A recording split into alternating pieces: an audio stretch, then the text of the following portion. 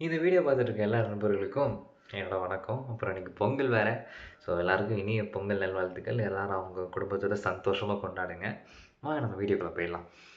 இன்னைக்கான வீடியோவில் நம்ம என்ன பார்க்க போகிறோம்னு கேட்டிங்கன்னா, ஒரு 2 விஷயத்த ஷேர் பண்ணிக்கிறதுக்காக தான் இந்த வீடியோவே. ஃபஸ்ட்டு விஷயம் ரொம்ப சந்தோஷமான விஷயம். என்னன்னு கேட்டிங்கன்னா, நம்ம சேனல் ஆரம்பித்து கிட்டத்தட்ட 1½ மந்த்ஸ் ஆக போகுது. ஸோ இந்த 1½ மந்த்ஸ் ஜேர்னியில் நம்ம 25 சப்ஸ்கிரைபர்ஸை நேத்தியோட சம்பாரிச்சிருக்கோம். 1½ மந்த்ஸ் 25 சப்ஸ்கிரைபர்ஸ் கேட்கும்போது கவுண்ட் கம்மியாக இருக்கலாம். But personally for me it means a lot.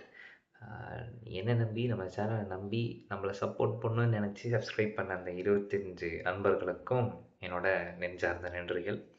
So அடுத்து என்ன விஷயம் ஷேர் பண்ணுறதுக்கு இந்த வீடியோ அப்படின்னு கேட்டிங்கன்னா, ஒரு அப்டேட்டுன்னு சொல்லலாம் இதை.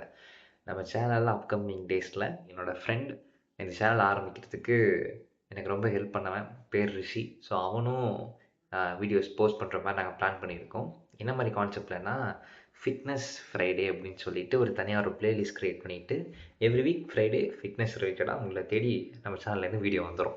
ஸோ இந்த கான்செப்ட் எங்கேயாச்சும் கேள்விப்பட்ட மாதிரி உங்களுக்கு இருக்கலாம். அப்படி இருந்தால் நானே சொல்லிக்கிறேன். எதுலேருந்து நாங்கள் இன்ஸ்பயர் பண்ணோன்னா, ஆல்மோஸ்ட் எவ்ரிதிங்னு ஒரு யூடியூப் சேனல் இருக்குது. மேக்ஸிமம் எல்லாருக்கும் தெரிஞ்சிருக்கும்.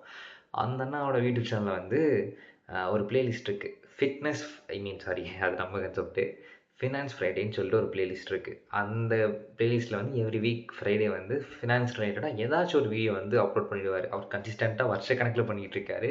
ஸோ அந்த இன்ஸ்பிரேஷனில் தான் நம்ம வந்து இங்கே அந்த மாதிரி ஒரு கான்செப்ட் ட்ரை பண்ணுறோம்.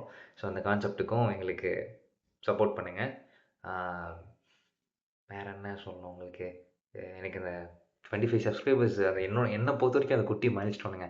ஸோ அதுக்காக ஒரு கிராட்டிடியூட் ஷோ பண்ணுறதுக்காக இந்த வீடியோன்னு கூட நீங்கள் எடுத்துக்கலாம்.